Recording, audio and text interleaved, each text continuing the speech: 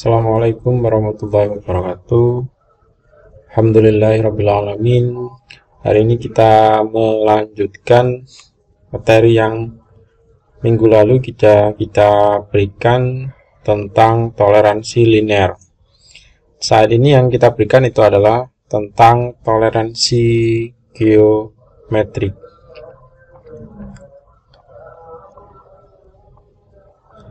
Toleransi geometrik itu adalah suatu toleransi yang membatasi penyimpangan bentuk, kemudian posisi tempat,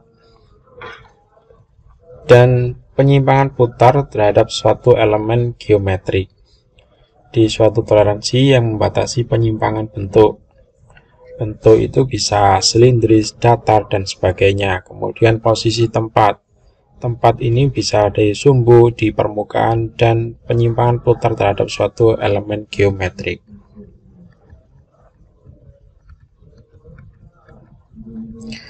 Tujuan dari toleransi geometrik itu adalah agar benda yang mempunyai penyimpangan mencolok,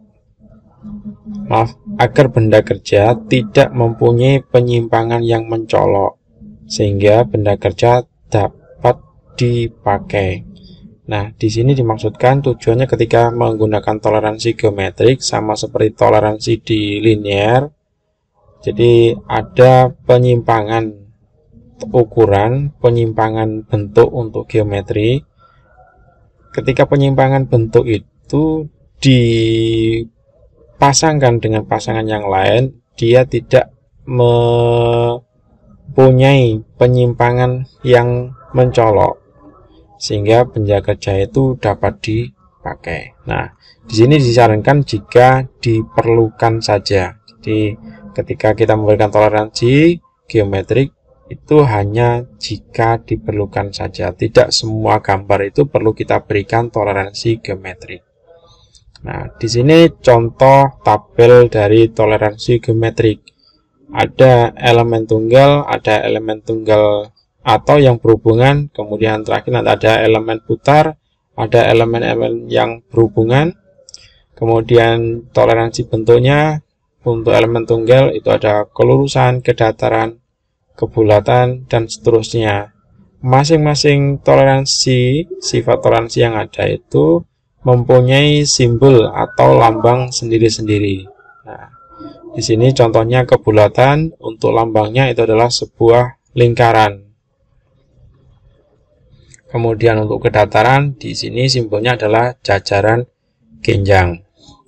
Oke, kita lanjutkan tabel lagi untuk toleransi yang lain. Toleransi orientasi, di sini ada kesejajaran, ketegak lurusan, ketirusan, kemudian toleransi lokasi, posisi, konsentrisitas,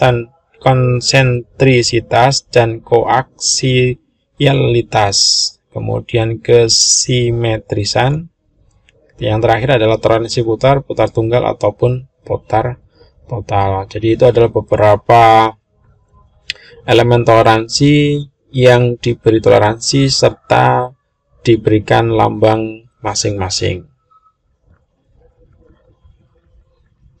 Ada 3 ketentuan toleransi geometrik. Yang pertama itu adalah kotak toleransi. Yang kedua penunjukan elemen.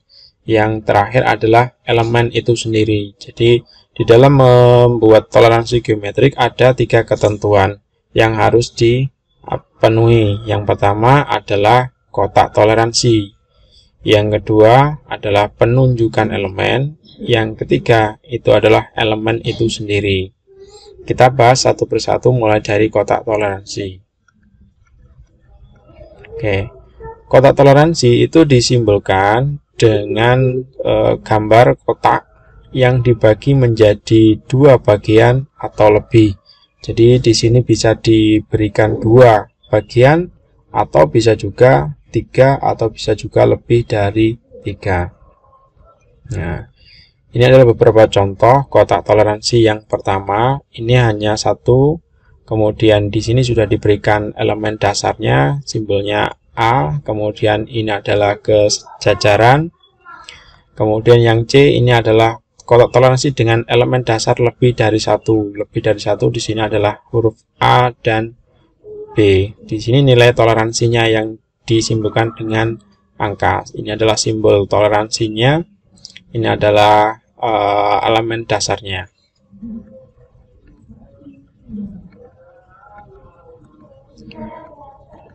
Nah, di sini masih kotak toleransi. Toleransi dengan berikan toleransi yang diberikan untuk toleransi geometrik, simbolnya adalah 2 kotak, bisa lebih. Kemudian di sini disebutkan bahwa yang pertama itu adalah sifat toleransi. Di sini sifat toleransi, yang kedua adalah nilai toleransi atau besar toleransinya, disimbolkan dengan angka. Yang ketiga ini adalah elemen dasarnya, disimbolkan dengan huruf-huruf. Oke, ketentuan yang kedua itu adalah tentang penunjukan elemen. Di sini penunjukan elemen itu terbagi menjadi 3. Yang pertama, pada garis tepi dari permukaan bagian yang bersangkutan, pemberian garis batas ukuran tidak boleh ditempeli panah. Jadi di sini dimaksudkan seperti ini.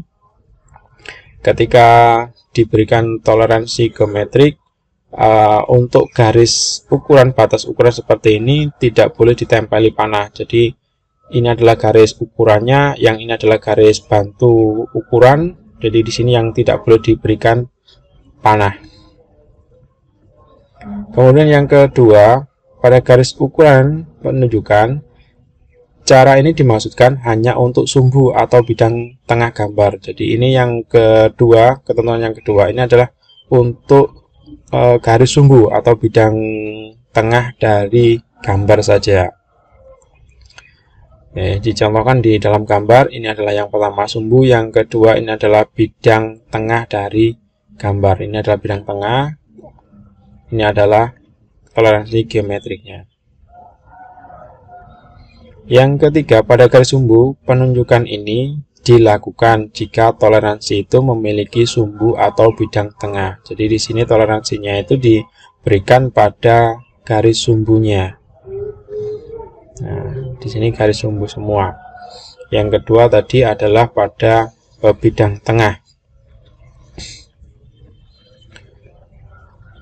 Yang ketiga, elemen dasar. Elemen dasar dijadikan dasar ditunjukkan dengan huruf besar di dalam kotak. Kotak dihubungkan dengan garis yang berbentuk segitiga, kemudian segitiga itu menempel pada bagian atau elemen dasar.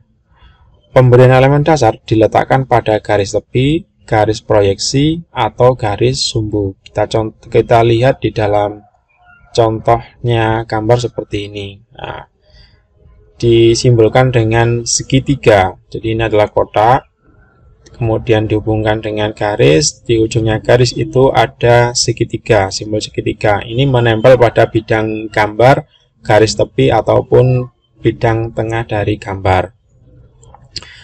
Pada garis tepi atau perpanjangannya, pemberian simbol elemen dasar pada garis tepi harus terpisah dengan ukuran. Jadi di sini dimaksudkan pada simbol proyek geometri seperti ini, dia ketika diberikan pada suatu bidang, dia harus berpisah dengan ukuran, garis ukuran. Jadi tidak boleh dijadikan satu dengan garis ukuran. Jadi seperti ini contohnya.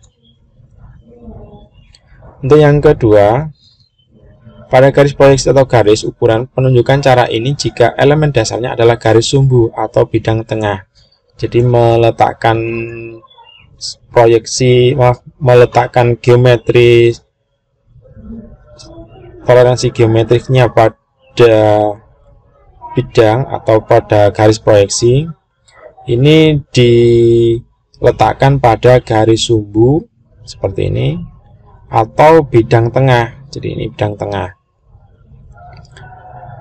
Yang ketiga, peletakannya pada garis sumbu atau bidang tengah dari semua elemen-elemen yang bersangkutan. Dia mempunyai sumbu atau bidang tengah yang sama.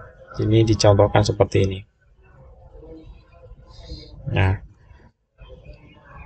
oke. Saya kira itu pada pertemuan kali ini. Untuk pertemuan selanjutnya nanti kita akan membahas tentang suaian atau fit. Nah, Karena itu saya akhiri sampai di sini. Mohon maaf atas segala kekurangan. Ihdinas shiratal mustaqim. Wassalamualaikum warahmatullahi wabarakatuh.